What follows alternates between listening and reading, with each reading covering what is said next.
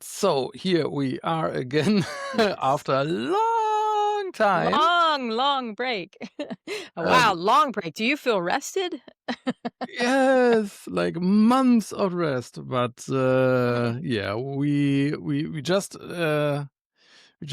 after the summer we found that we record for an hour and we just spoke about it so that I can publish the episode right after we recorded it. And in my head, it says like I have to punish the episode and not publish. And, my blind Punish our my listeners, huh? yeah, no.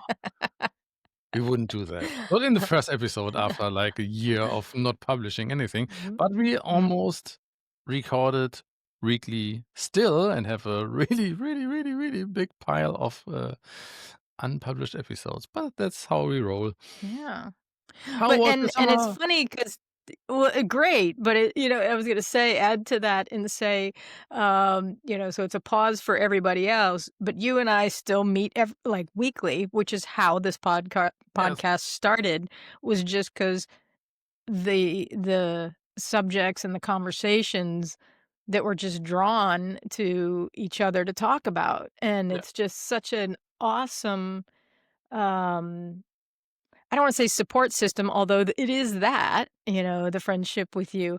But yeah, so I can rain some appreciation on, in that aspect because it's the connections that we make are so important, and it really our connection has stood the test of time whether we're recording or not, Yeah. and that's kinda how it should be.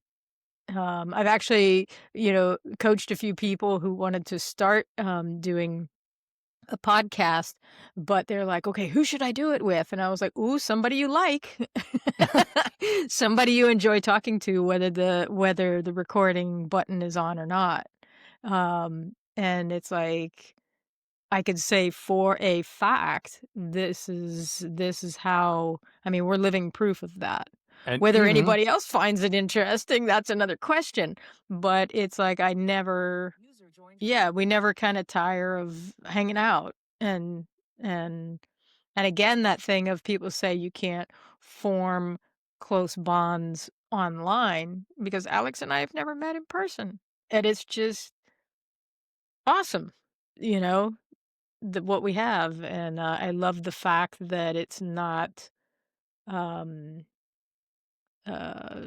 requirement to meet in person, yeah, to form really, really good friendships. So, just wanna say that. I that would be appreciate you, really Alex. hard to meet in person every week. Mhm. That Oh, for that sure, every that would week. that would include a lot of train rides and hours in the car and in trains, I think. And budget, Oh yeah, yeah, I yeah, forgot and about and that. then oh, and our families, right? We did How do you do it in the without mean pissing everybody off? in the meantime, we did Mhm. several calls where my daughter came on Mhm. as well, and we did like Yeah, mini Zoe. workshops or drawing experiences and things like that. Mhm. And she really liked it. And every I love time the Zoe. school vacation comes on, she's like, "Oh, can we do Mm. something with Sharon again?" Mhm. Yay. That's No, really cool. I'm a Zoe fan. I'm definitely a Zoe, a fangirl of Zoe. And I So would be happy to clone her and have, if I was gonna have a kid, I'd want a Zoe. Yeah, for sure. since it's not going to take that long since puberty is going to happen, I'm pretty sure the discussion comes up with, okay, we just buy a train ticket to Mhm. France, put it on a Mhm. train, go 4 weeks to Sharon, and then come back. Yes, yes. That would be awesome. Yeah. No, I'm waiting for the and now it's funny because we've known each other long enough that it's just like, "Ooh, that time is getting closer." Yeah, yeah. Send her to a week of summer camp or over here. That would be so cool. Cool. Speaking Well, of was it summer camp, yeah. where did you spend your the last week? We went to, Lydia had she was doing volunteering for an ultra marathon along the coast. It's funny because it feels like it's so far away, but when somebody was asking me like, "Where are you?" and I was sending the GPS, the Google Maps Mhm, location, I realized it's only like 90 minutes from our house, mhm. which is wild considering how, the coastline changes out here where we are in Western France. And so the topography can look drastically different depending on where you are. And I feel very fortunate to be here to be able to take advantage of um yeah, the coastline like this. So anyway, we were at the coastline. Whoops. She's calling now. Mm. Hold on a second. Yes, hello. Hi. Just to let you know, I'm doing the podcast and we're recording. So yes. Super. Thank you very much. Awesome. Awesome. Thank you. Bye. Cool. I was waiting. Sorry, folks. I was. There's a call from the wife. I was waiting for the message about a thing I left at the pharmacy, and so it's ready. Ah. See, yeah, yeah. Daily life, daily tasky things, huh? Mhm. So anyway, we went and we had gotten a place, a little flat, and we took the cats because Saskia was in Germany, and we don't have anybody to take care of the cats anymore. And yeah, so we were there for 5 nights, and, we stayed it a little bit longer. We went like, a day early and stayed a day later, and so Lydia was volunteering. She did 2 times, like, in the middle of the night, which was interesting, and yeah, it was great for her because she wants to run this ultra marathon. Part of it is, like, 57 kilometers, and the other one is, like, 116, and then the other one is, like, 200 and something. Uh, What? yeah, yeah, yeah, That's yeah. No, no, crazy. no, yeah, right, right, and, so they leave in different shifts, the different, phases of the marathon, and, but it's, like, all this coastal running and, yeah, and the marathon is getting bigger and bigger every year, the ultra marathon. Mm. And it's really well organized, and so that was kind of impressive, to kinda get an eyeball on that. But anyway, so I got to hang out, and I had plans to do a lot of artwork, and so I had the bunch of art supplies, and I had writing notebooks and everything, and it's like, I didn't do shit. I did, like, one, kinda sketch thing one day. I was sitting in kind of the only little, like, pub cafe, the only thing that was open because it's off season now. Um, and, but it was, like, rainy, sunny, but I was out walking around, a bit and, but just kinda hung out and, you know, thinking and just the space to do that, but just, like, facing, when at the time because it was when it was, like, raining, which was, like I said, off and on. I was sitting in the living room with the patio doors completely open, view to the sea. We're right across the street from the Mm. sea, and so just watching the change in colors because, it's like the clouds come in and then it's sunny, and then it starts to get cloudy again, and then it's raining a little bit, and then the sun comes back out. But it seems like every 10 minutes there's another color palette.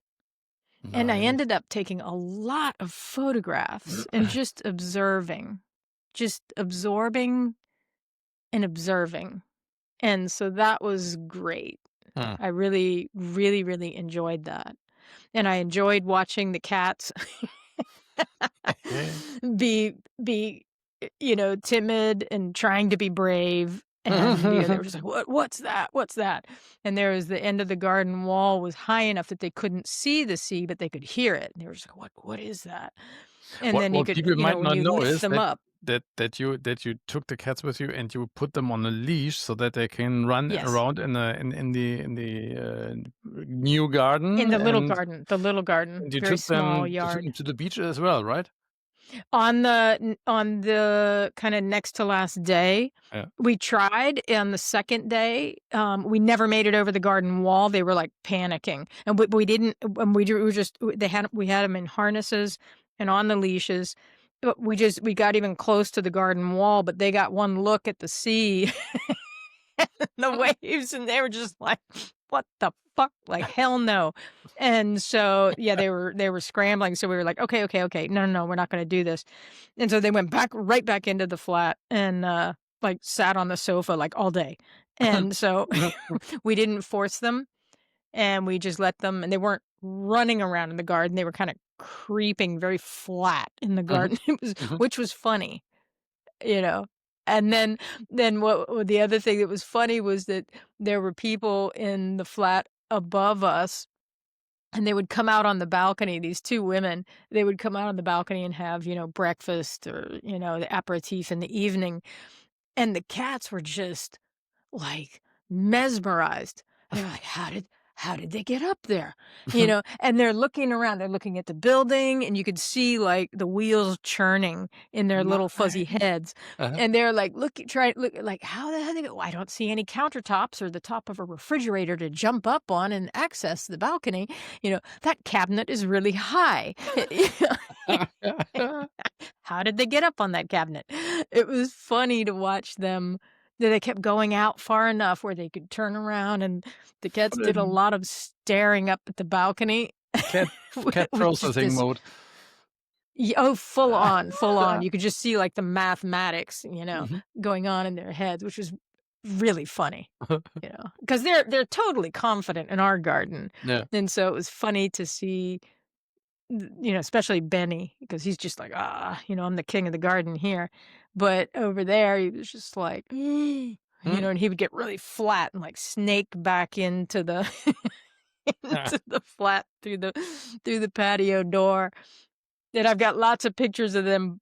But it was great with the harnesses and the leashes. Mm. The lines is more than just a leash; it's a longer line that I had tied them to a drain pipe, and so they could come in and out. And they would just sit out on the covered terrace. Or they would come inside, but I could leave. The weather was really nice even when it was raining, it was warm enough, so I could leave the, patio door wide open, and I didn't have to worry about the cats, you know, getting out or Mm. escaping. Mm. So they were attached the whole time. I still kept an eye on them because I'm not, fully r ready to trust that something would startle them and they would get out of the Yeah. harness. 'Cause they have been known to do that on occasion. I try a really smooth Yeah. transition now from Mhm. Okay, please. cats are really good at self-calming, and I wrote down Hmm. when we talked the last time that, you had something, to talk, but you would like to talk about on the record, about self-calming on the one hand side, and another topic on the other that I would wait Mhm, to bring up, after the mhm. self-calming thing. But, what, do you remember what you were thinking about the self-calming thing? Okay, well, I'm laughing because it's like, okay, that was like the 8th of September when we had that conversation. And Yes. of course, the way that I take notes, I just have self-calming and then circled with a really bright color. It's like, okay, we need to talk about that. What the hell was I going to say about it? But I had some other stuff around it that was like, okay, that's probably close to it. But actually, it's the perfect segue talking about the cats being, stressed and having anxiety. Um, so thank you for that excellent segue into that because it is one and the same with the um, what do we do and how do we set ourselves up for feeling um, uh, kind of supported or something that we can trust in, something we can like put our feet on and feel confident and secure. Because the self calming, um, it's like how do we do that? And a lot of people that I come across, they don't, I want to say, have a plan. A lot of people don't even think of it. And sort of the thing of they think of self care. When they speak about self care, it's always post care, not Mm, pre care. mm, So the self calming thing is like, what do we do when you know, and how can we build awareness around kind of our central nervous system? And when do we notice when we're out of balance? But what can we do with pre-care in terms of taking breaths or saying, okay, this thing might be stressful. How do we, um, kind of anticipating it, but not in mm, an anxiety, fearful way. It's like, no, I can deal with this. And if it gets if it starts to like tip into the red zone, I know I can do this, this, this, or this. So it's what are our coping mechanisms? mm. And do we know? Are we even aware of our coping mechanisms?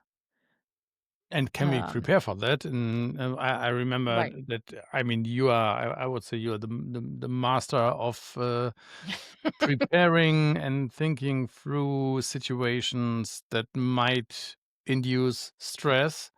And what can you do about that? And bring Hmm. everything just in case that you might need in a situation like uh, visit, dinner visit, for example, Hmm. or I Hmm. remember this story with the towels on the boat where you brought towels on you did a fishing trip or a boat trip and you brought your own towels and then people asked if they can use your towels and you were like Oh, that. you were really Oh, divided that. between no. Oh, I wasn't.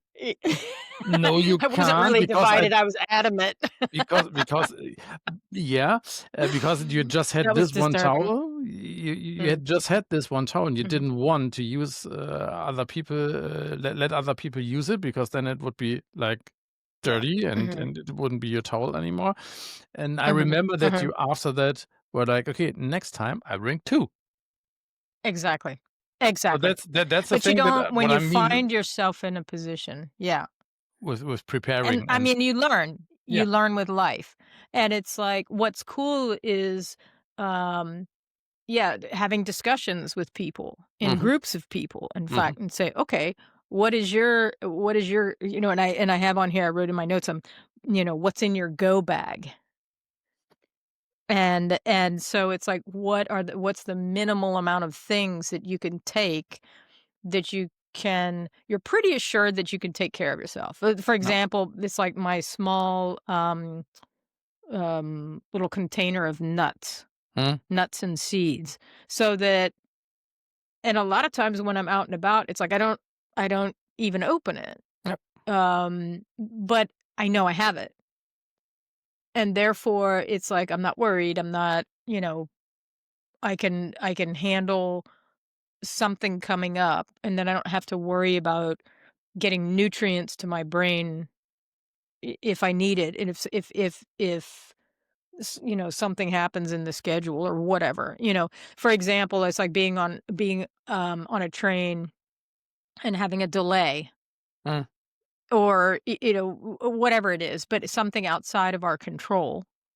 And so it's like, can you the pre-care of like what can you put in your go bag that's minimal to carry that kind of will help things help us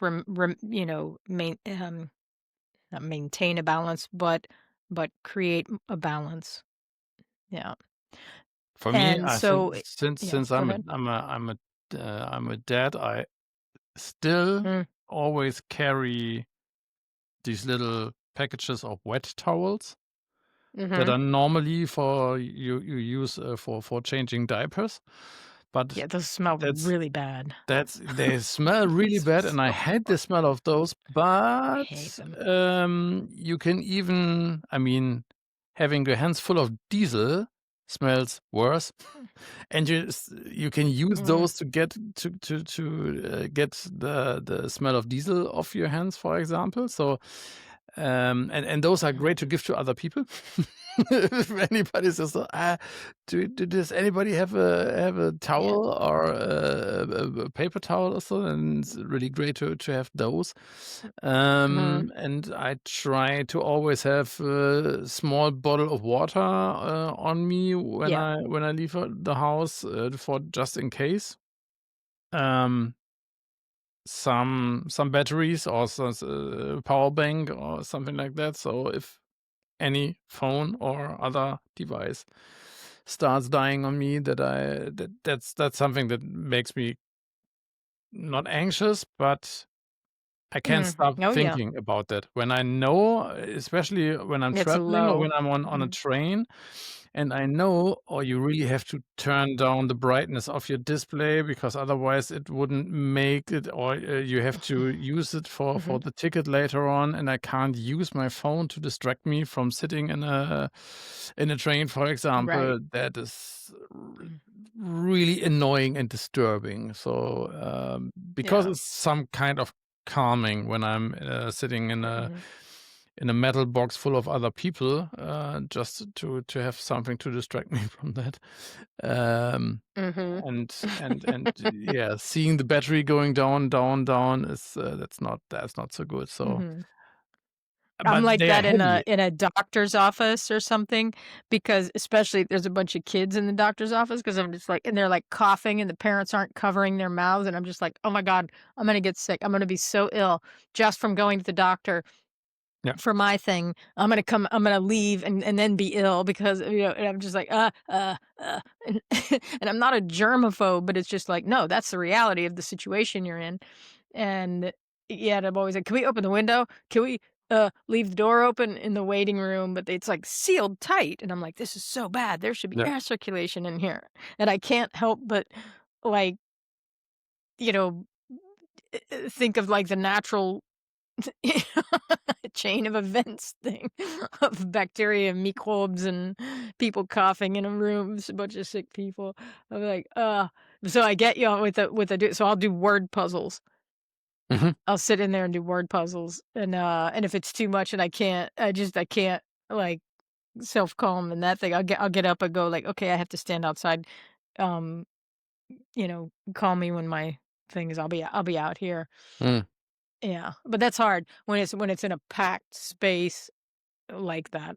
mm, Um, but yeah, doing word puzzles on the phone. Yeah, exactly what you said. If it's like, um, if I could, if I'm looking at the battery, if I have a low battery and it's going down, down, down, not the same, not as stressful as traveling with a low battery, though. I have to say, but I yeah, I remember feel you on that. I I feel you. I remember my mom on one hand side Mm-hmm. was really, really stoic.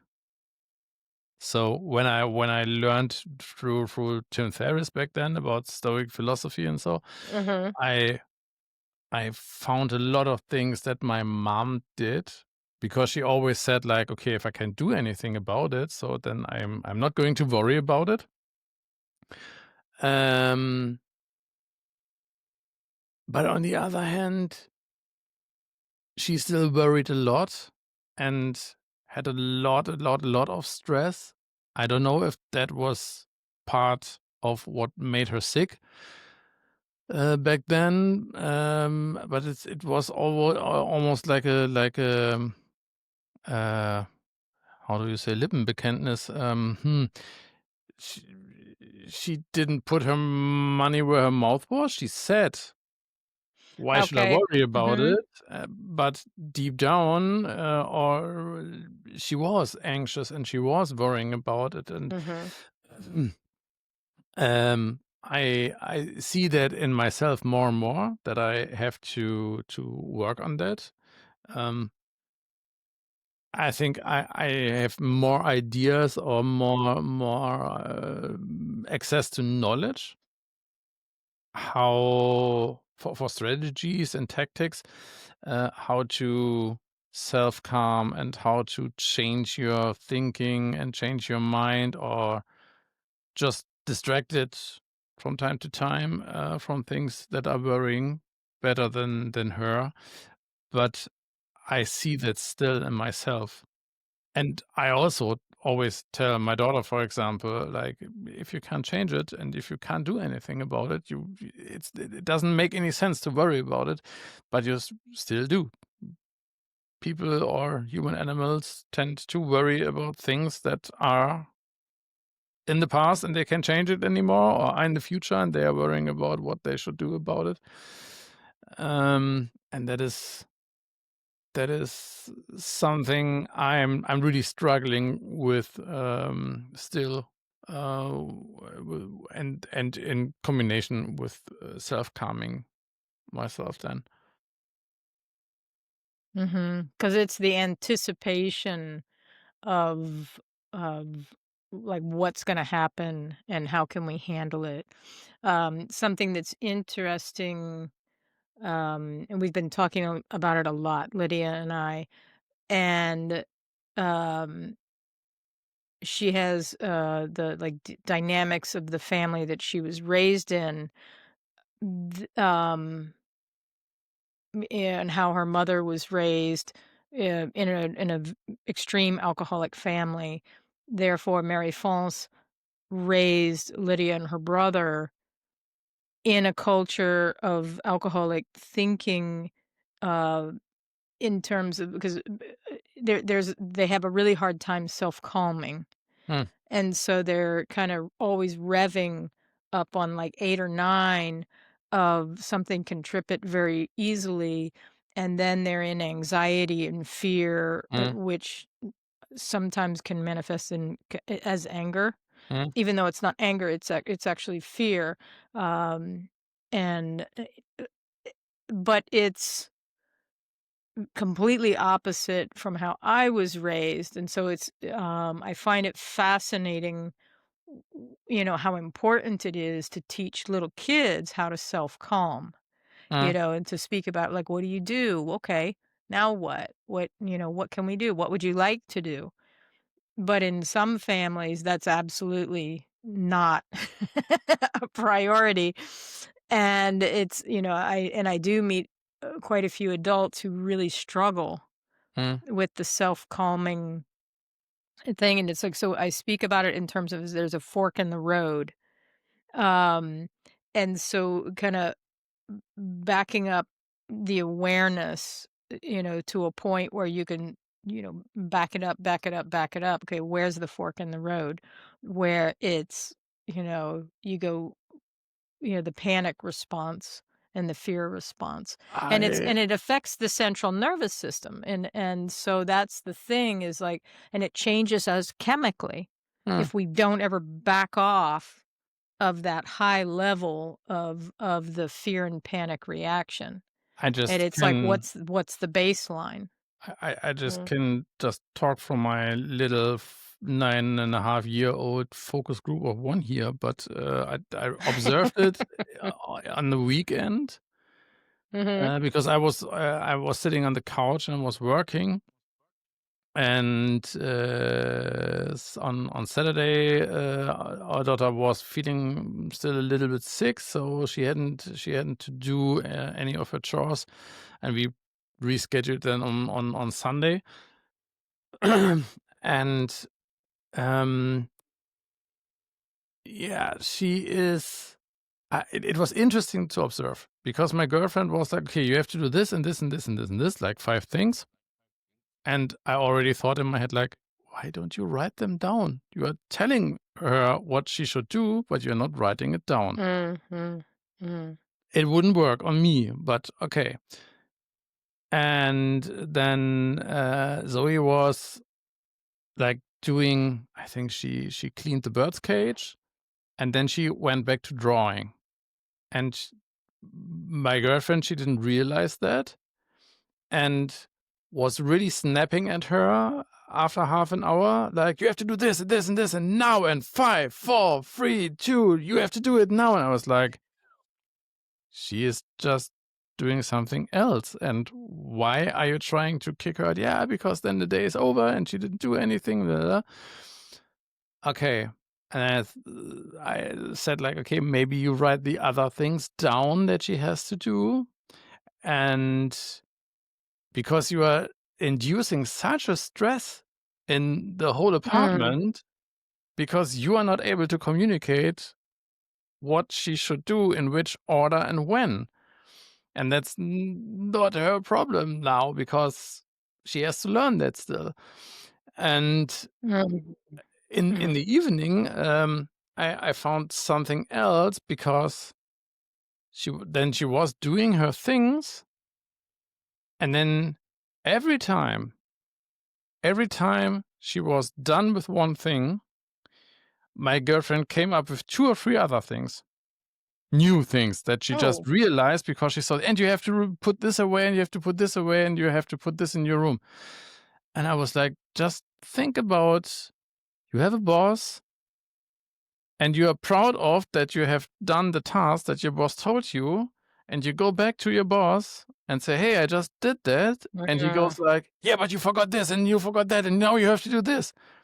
Do you know what the result is going to be?" "No, what would be the result?" I said, "The result would be that I would work so slowly Mhm. Mhm. that you Yeah. can't put anything up my plate, because that's not fun. I do things, and I can tick things off my list, and just because you just see something else, and I'm pretty sure that my girlfriend has some form of ADHD as well, uh, because she's so impulsive, and she suddenly sees things. And I said, you can't do that. You can't start with a list of 5 No. things, and when these 5 things are done, every time one thing is to tick off, you come up with 3 new things. Then you have to write a list of 15 things you have to do. "Yeah, but I just see them then in the moment." Say, "Yeah, but then you can't put them on her plate just in that moment, just because you see them." Right. She Right. Give never it gets give the it to feeling that somebody is ahead of something that time. is that it's done, because there's, why should she fulfill a task if she Mm. knows, "Okay, Mhm. when I do this, when I'm finished with that, then she's getting to put 3 new things on my plate that weren't there before." So, she's going to be really, really, really slow next time. That at Yep. least it would be my strategy. Then I would just Well, and that does happen. That's, it's rare when it goes any other direction. mm, Yeah. and it Yeah. and the little And it's one, the stability and the predictability that's important, so that it's like, if somebody knows that they do this, then that's done, but if you give somebody the big picture, yeah. even people who aren't necessarily big picture oriented, they know what's coming in the future. Even if and you could say, "Okay, look, here's the things so far, I might be adding things to it." Then you know. Then you know that there's a possibility to add things. No, it's not a surprise. Yeah, but Um, when you see them in front of you, when you have mhm, a list on paper or on an iPad or mhm, whatever, and you can see and you put new things on there, then you can say, "Okay, I just realized that this, and this has to be done as well. mhm. When do we do that, and how do we prioritize them? And are there things Right, that you can cluster?" It's like right, this: you have to put clothes back in the closet now. And I'm like, "Why?" right. You can just write down which pieces you have to put away, and then you can do all at once, and not every half an hour another piece, because you see them just in that moment. That doesn't make any sense, W because it's really ineffective. and it makes it feel out of control, that we don't have Yeah, totally. control over our what's going on. And that is Um, really important for being able to yeah, self-calm yourself. If you have no control absolutely. about To anything, then you self-regulate. how should you self-regulate and self-calm yourself if you haven't the feeling of at least a little bit of control over the situation? Right, right. And I go back to like watching the cats when we were Mhm, at the seaside.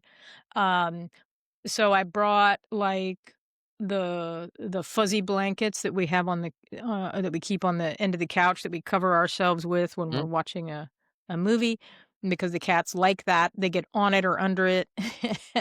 So I brought, 3 toys that they particularly like.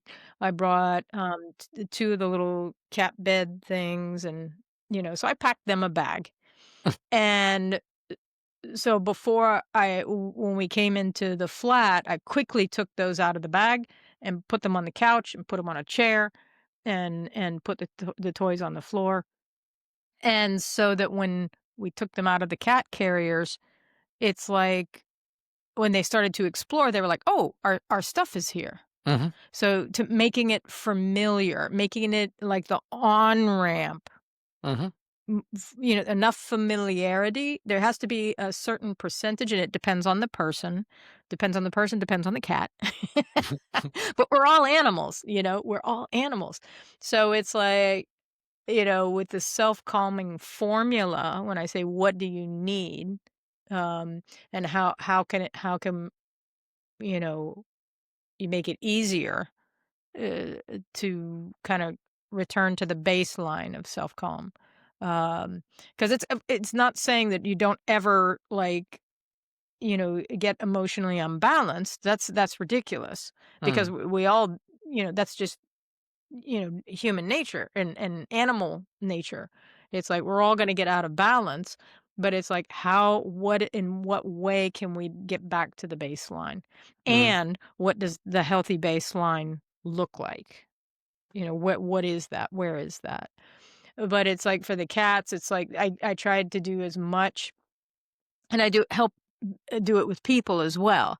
It's like what's familiar, what makes you feel good, and what is something even in a place where you're not familiar with it, what will make you kind of connect with the message of everything is okay, mhm, because we have the particular food that they eat, and then there's the particular nighttime um bedtime ritual where I give them a different snacky thing. It's like, okay, it's bedtime, snacky snackies. And so it's what you say repetitively and how you do it, so we keep that the same, so that they know that, okay, that's the same thing here also, even though the mhm, place is weird or different. And so it's the same thing with people. It's like what can you rely on? And if you can't, helping somebody do it, because of course with kids, it's, and as you're learning how to do that, and it would be interesting to ask Zoe questions around that. She's such a great, like, lab animal.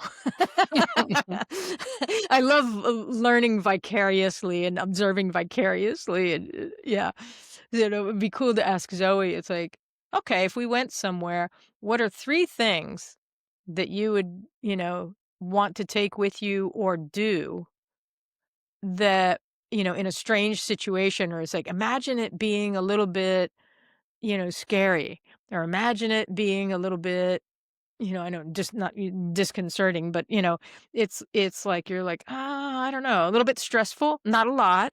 Don't go for the heaviness of it, take low-hanging fruit type yeah, stressors, but ask her the question, but this is how kids learn, and this is kind of what my mom did without actually intentionally thinking of it, but she would ask us our opinion, you know, "What do you wanna take? What do you wanna pack?" Because a lot of people pack their mhm, kids' stuff for them, and my mom was really good at teaching us how to make decisions. Um, and I know this is gonna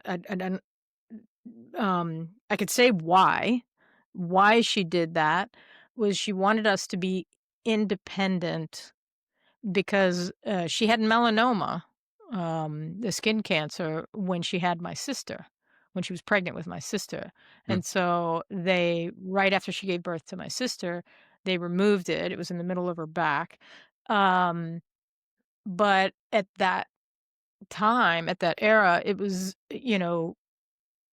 if you had to do something like that, it was pretty radical, and, survival rate was low. So, she was free and clear the year, pretty much after that, because I was born 11 months after my sister. Um, but, you still don't know if it's gonna come back. Mhm. And so my mom always had in her head, it's like, "I want my girls to be independent. I Mhm. want my girls to have a good life and to be able to advocate for themselves." And so that was the driver. That was the First, driver. I Yeah. just remembered something, and I remember 2 Mhm. things. I remembered that tomorrow Sure. would be your mom's birthday. Yes! I Yes, it I is. That's what I celebrate. I s I put that in the calendar, I just, remembered. Wow. Oh, And that touches me. I Mm, r I remember mhm, as well that my mom always, mm, told me she was always, and always wanted to be independent, mhm, but for other reasons, because my great-grandmother, so the not stepmother, the mother-in-law of my grandmother, mhm. Okay. Mhm, in which house when my grandfather, he died when my mom was 6, I think. mhm, And then all the 3 sisters, my mother's mom and this mother-in-law, and 2 or 3 other people, they all lived in the house in the city here in Bielefeld. And, this great-grandmother always said to my mom, like, "Pray that your mom doesn't die, otherwise you end up in a foster home," or something like that. Ah! Wow. And that is something that scared her all of her life No shit. until she was 18. And on the other hand, that's That's why fucked up. she always, yeah, definitely. And that's why she always wanted, to be independent and wanted to get out of this house and build up, something for herself. Just remembered that. Wow. Wow. And of course that has an impact on the kids she raises, Mm. for And I sure. I don't even That's the know knock-on effect. if my Mhm. if my grandmother knew that and didn't do anything because she was, afraid. I don't know who owned the house, Mm. no idea. If she really could have done Hmm. that, I have no idea, but that must have Yeah. scared the shit out of her as a Yeah. kid. And again, it's like what people say to kids, it's crazy. And it's, Lydia's mom, here's also the difference is like, my mom and Lydia's mom kinda came from a hard family situation, um, and, but how it manifested was so, so, so different Mhm, in the raising of kids, and the messages, because my mom, it wasn't fear-based at mhm, all, mhm, even though what was driving her was fear-based, mhm, which was what makes it interesting.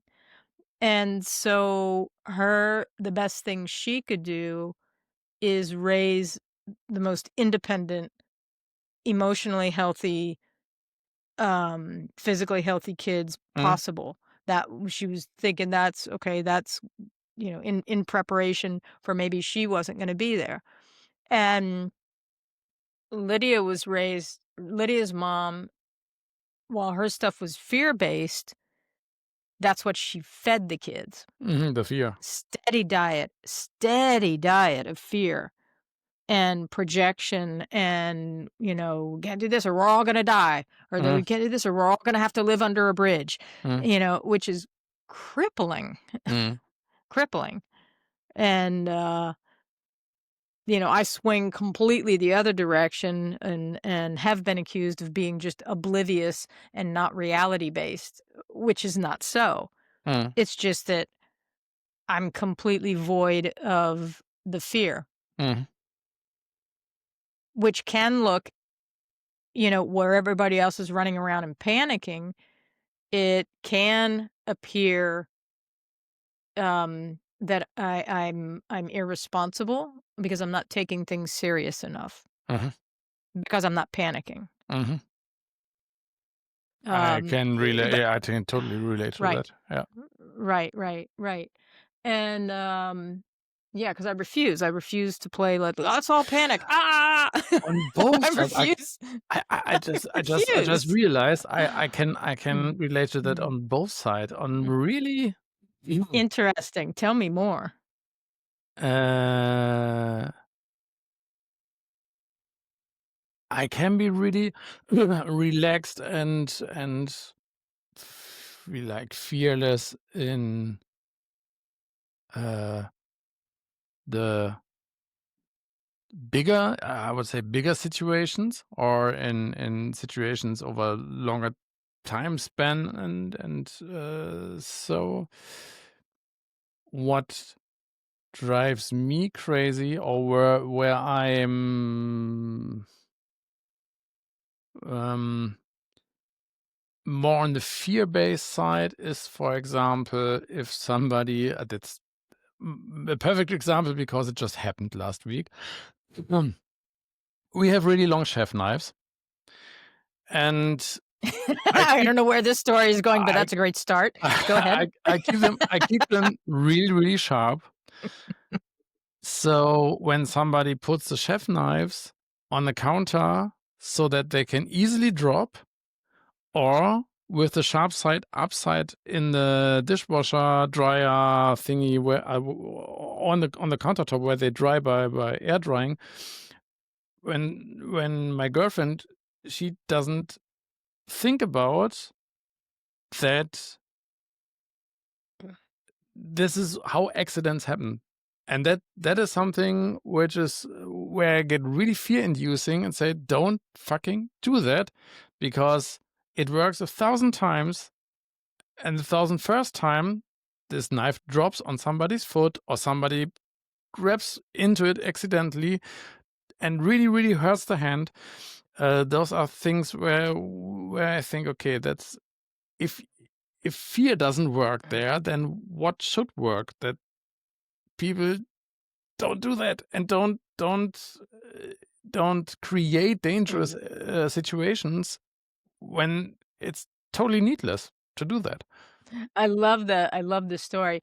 And it's like when people come to visit here, I say, "Okay, we only have a couple rules in this house. Um, accidents are frowned upon and dying is forbidden." And that's it. Okay, everything outside of that, we're pretty good. But I remember my dad, I mean, my parents got divorced, we were like 6 and 7, and but I remember my dad, and when we spent time with my dad on the weekends and would be in the workshop with him, and he would he would just say, yeah, kinda like, accidents are frowned upon and and so this sort of thing, but it was matter of fact, it wasn't fear-based. Mm, It was just like, "Yeah, don't do it." And it's that thing of like, okay, you can do it 1,000 times, but you'll get caught 1 time. It's yeah, like wearing loose clothing around working with, like, circular, powered, yeah, tools, yeah. drills, T- saws, anything that's rotating. Table saws. Yeah. It's absolutely not. And with gloves, you have to be very careful. Your gloves have to be tight fitting if you're wearing them, and not for certain things. Absolutely not. nothing that can get caught in. Yeah, circular saws are whew, band saws. Good Yeah. lord. Um, but we were schooled in treat everything as if an accident is going to happen. Yeah. Not in a fear-based way, but in a In a cautious cautious way. way. So Yeah. I'm And not afraid of them, but it's the thing of yeah, no, and there's no exception. I never make an exception. and Never. I never, never, never do things without the eye protection on. and I Ever. think Yeah, I think yeah, that has to do with the ADHD, yeah. for example, again, because in my head, when I see something like this, Mhm. it just Yeah. fires a chain reaction or fires a cascade of what could happen and what are the possibilities, Yep. the Mhm. worst possibilities that could happen and that could be Mhm. avoided. And Yep. my Mhm. girlfriend can't see that because she thinks like, I'm going to put this away in the next 5 minutes anyway. So why bother? I know that it's lying there, and I Yeah. know Yeah, you I just don't have don't. to Mhm. Mhm. I don't touch it so that I cut myself. Mhm. And I'm like, yeah, but you can't think just for yourself. Here are two other Right. people in the Mhm. household Mhm. that might not Mhm. think about that or that might not know that. So Mhm. some more caution with several things. Yeah, Yeah. should be first rule. And you just brought up a good point because 'cause you're saying that, yeah, you have, uh, not doubts, it's not a doubt thing, but you have like, pretty good guess that your girlfriend is ADHD, but it's a different type of ADHD. Yeah. And I think that the comorbidity, of because I know a lot of people who have the comorbidity of ADHD and on the autism, scale and, or autism traits. And so there's a hyper awareness Mm, that is, but then it's like, okay, yeah. And then it's like this happened, this, and you get the pattern thing. And then, but then what do you do with it? Kind of a thing. Um, yeah, I'm curious how that really would play out in a mapping thing. We would probably save a lot of marriages, you know? We could map this stuff out and be like, "Okay, here's where you need support," you know, but other people are like, "What do you mean I need support?" You know, it could also be like the cause of a lot I of divorces. I I wouldn't even say that, that it immediately needs support, but if 2 No. people Mm, knew the one person thinks or the brain of the one person works this way and mhm, my brain works that way, and sometimes they go along pretty good, and at some points, you have to find some compromise, and you just have to think about that and be aware of that maybe 2 completely opposite things are going to happen just because their brains work in completely opposite ways on several reoccurring occasions. Um, mm, would I think that would help a lot of people, and when they then have the ability to self-calm and not get in a fight mhm, about it, mhm, mhm. that would save a lot of marriages, a lot of friendships, a lot of teams at work, uh, Oh, yeah. Mm. and But then and again, okay, the expectation that a lot of people are gonna do self-work mm, to reach the certain level necessary of awareness, self-awareness, the likelihood of that happening is just so slim. mm, Yeah, it's like slim to none, because it's a lot of work. There's a tractor coming up the street, I think. No, he turned off on the road. Um But that's so it's like we have to understand, it's like we have to meet people where they are. mm, And so what does that mean? Um, without, just saying, "Ah, that's just the way it is. They think differently. This person thinks differently and how they're hardwired." Where it gets difficult is when one person in the configuration, whether it be in a partnership, marriage, or at work, Mhm. like who's carrying the burden of adjusting Mhm. and having to absorb um the unawareness of the others, Mhm. because if it's one person that consistently, has to do the shifting and the contorting, um, and the compromising, then you get into the area of the unfairness, Mhm. and this is what's difficult. Yeah. It's a yeah. And in a relationship, the only thing you can do is say, "Hey, man, we need to talk about this. There's something we need to work on." Hopefully, it's safe enough to put things like that on the table. In some relationships, it is not. Yeah. Um, and of course, when you have kids involved, it complicates it because when it's unfair, if there's no kids involved, and also economically, you name it, there's lots of complications. But somebody can make a decision of whether to stay or go, even even though it's the unfairness and the lack of compromise. Mhm. Um, but when you have economic differences and challenges as well as kids involved, then that is not Yeah. easily um, worked on, rectified. I don't know, Yeah. rectified, but solved. Mm. We are nearing the 60 minutes mark, so I would ask, Okay. being prepared is the one thing, and really finding the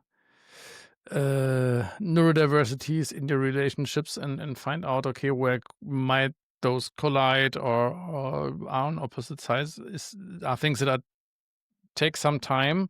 Um, are there some 2, 3 things you can tell from the top of your head that work self-calming, or might work for self-calming, that you use, or that you advise Again, it's very people? personal.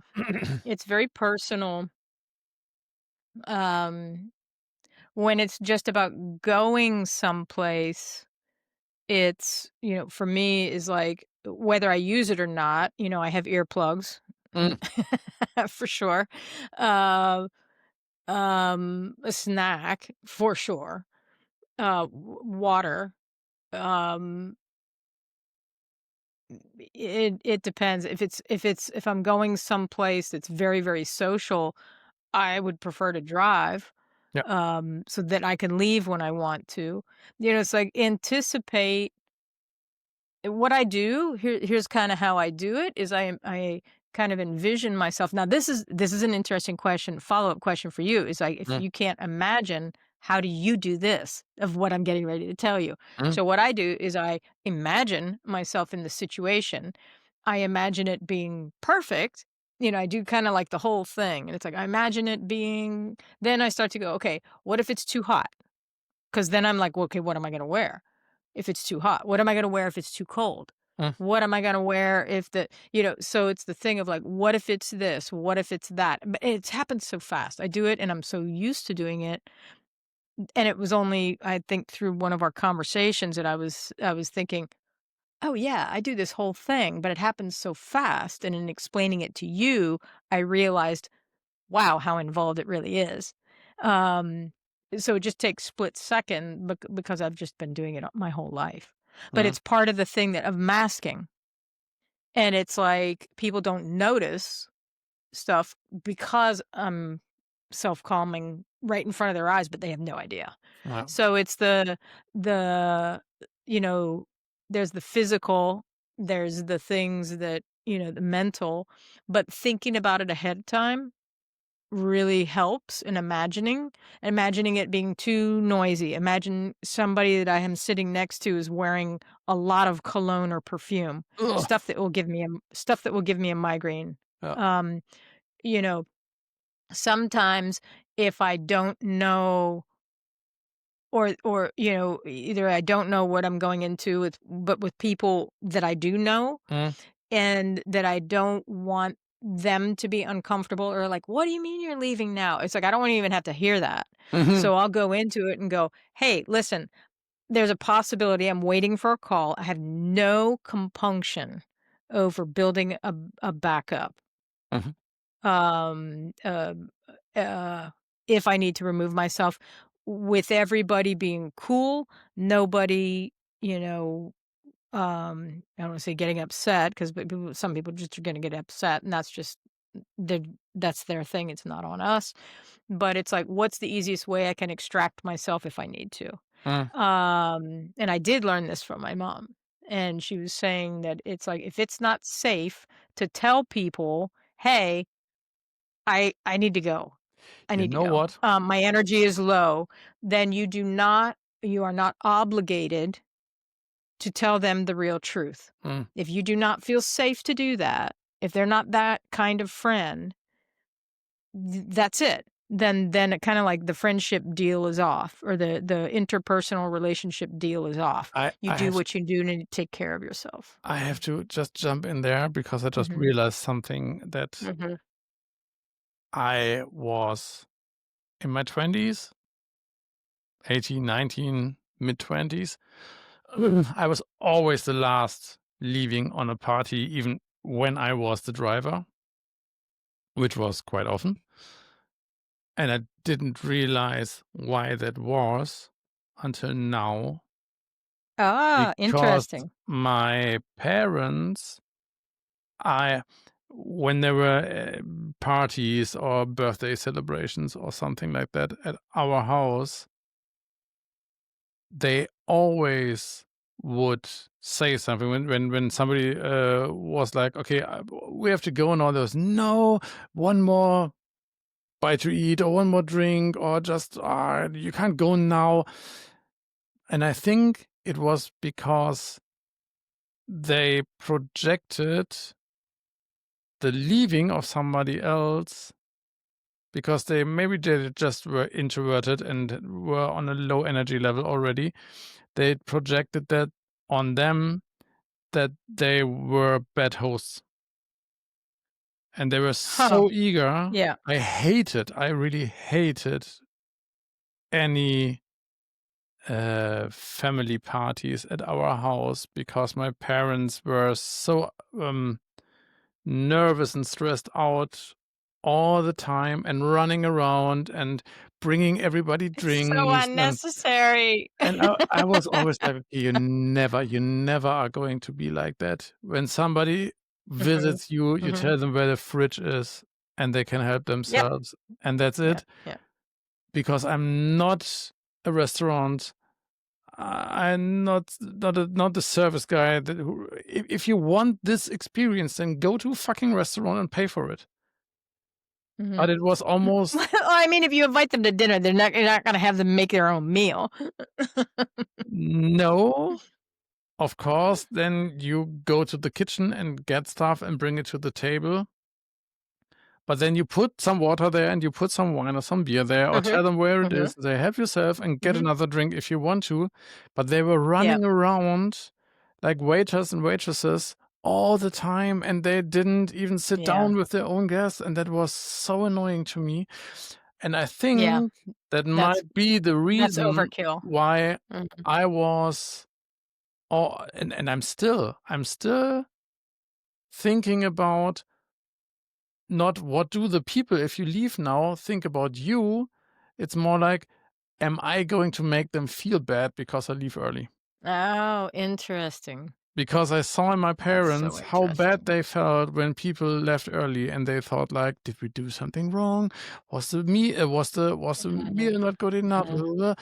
So that was something I just realized, and thanks for Mhm. that. Maybe that is yeah. One of the tips that I use has a little bit to do with that. I think I told Mhm. that 2 or 3 times already in some occasions, but when I was when I was a lot of traveling as a car blogger, Mhm. I met a lot of, like, celebrities in air quotes, like D to G celebrities or journalists and lifestyle people who are traveling the world all the time. And I was really culture shocked the first few times, and especially as an introvert. And started to I didn't make anything up, but I started to build little stories and little elevator pitches, and I didn't imagine the situations like you described, but Mhm. I sat down in the lounge, for example, when I was waiting for the flight, and when the journey when the traveling started, I started to think about, okay, what can you bring to the table in social situations? What can you talk about Mhm. with those like high profile people? What I planned out small talk, which was more than small talk. I wanted to be useful. I wanted to be interesting. I Mhm. wanted to be entertaining and about me, and somehow without running around and like, "Ha, I did that and I did that." So I really constructed stories, and when I knew which people are coming, then I Mhm. tried to think about how could that connect to their stories or to their Nice. lives, so that it's not like somebody who just shows off and tells people how cool he is or what he Right. had cool experiences. I always thought about and I got really good at that, to make that on the spot and to ask 2 or 3 It's a questions nice skill. Yeah. about people, to know something about them. Yeah, I think I would be a pretty good CIA agent now. Um, and ask or find out what they are up to and connect to that. That's something I learned, and to make up those, Mhm. like, little elevator pitches, up front really helped me to also to boost my self-esteem. And, Cool. also what I learned from an uncle of mine is to memorize 2 or 3 longer jokes Mhm. so that you can really tell this. And Zoe brought a joke from school. I don't remember it anymore, but she Mhm. brought a joke back and she told it, and the joke wasn't that bad, but she told it really bored.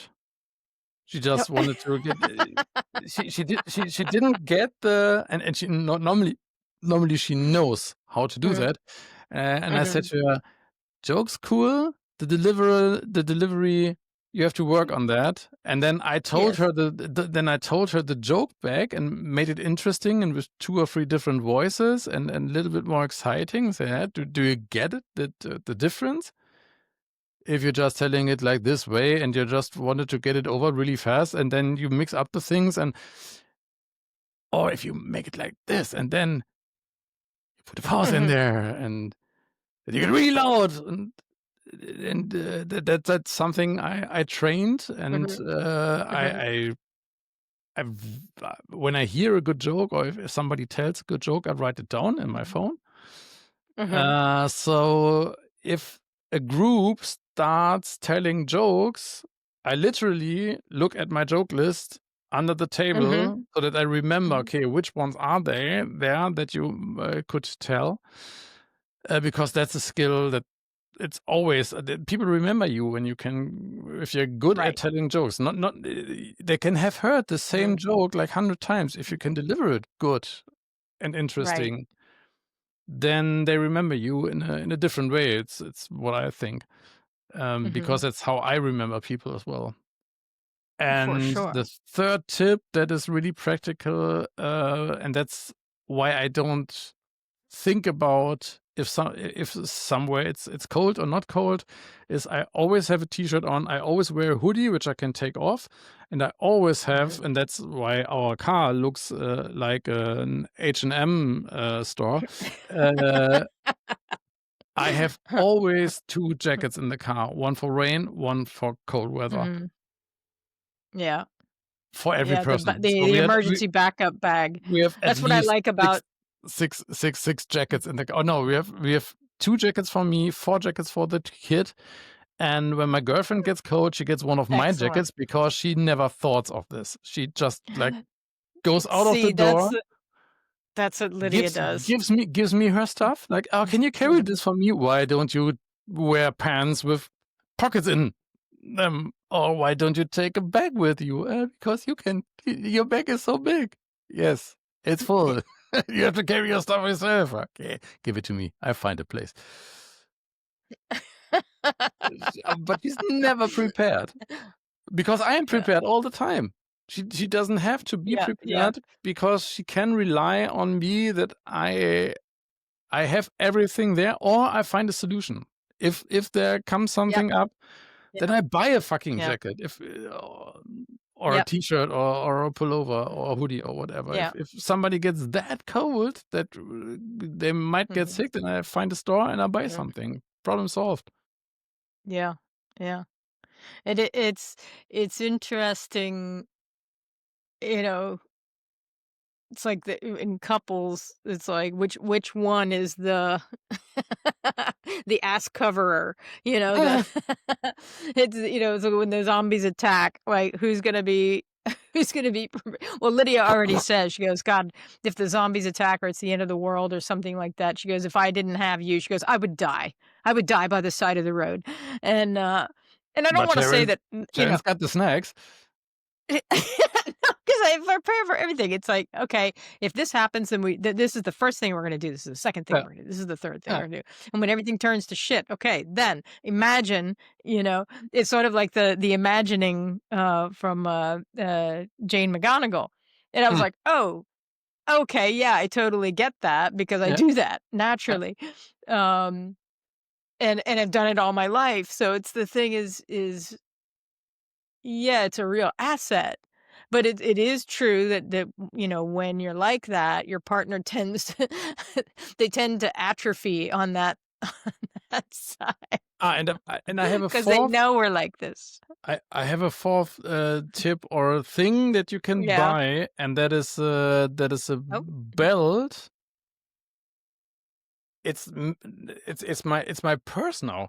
It's like a belt with a zipper in it where you can put money uh-huh. in. So Okay.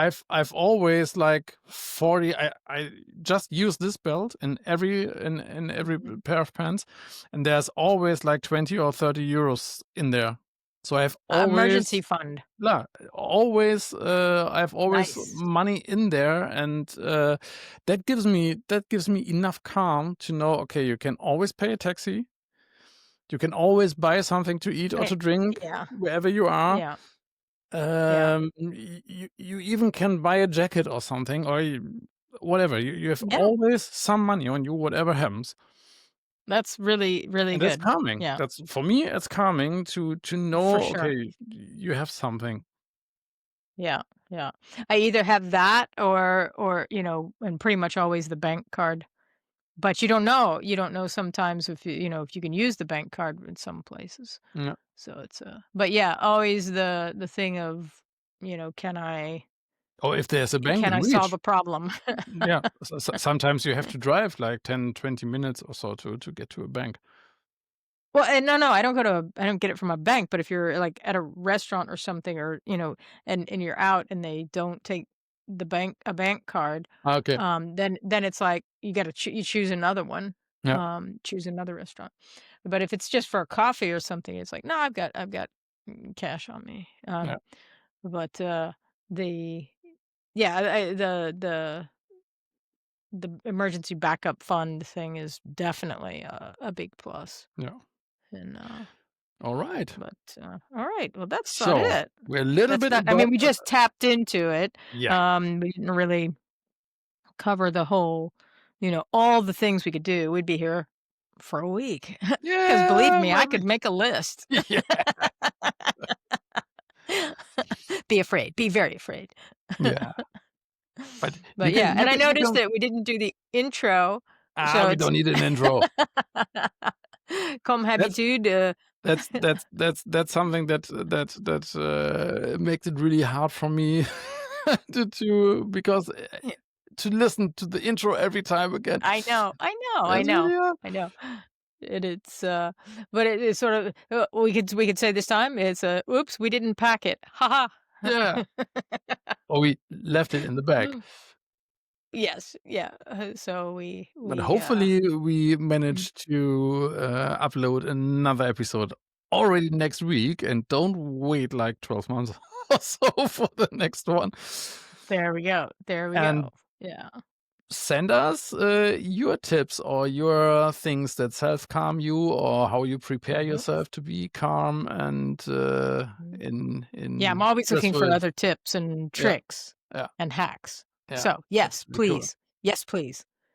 And, but basically, for those of you who are not familiar with us, every week we serve up a delicious buffet of neurodivergent topics, discussions, questions, and explorations around the subject of living and thriving as a neurodivergent human. And we talk about, we enjoy talking about and celebrating how people like us can not only thrive in today's world, but prosper because the world desperately needs neurodivergent humans to bring real transformation and evolution to mankind, especially right now, folks, especially right now. Yes. Yeah. And we are the keys through the shitstorm of a one size fits all world, and that is no joke. That is no joke, and we are really great at improvising and making an intro into an outro. Thanks for that, Right, Sharon. right, Yeah, right. awesome. Alrighty, until next week. Excellent. Until next week. Have a Bye. good week, everybody. Bye.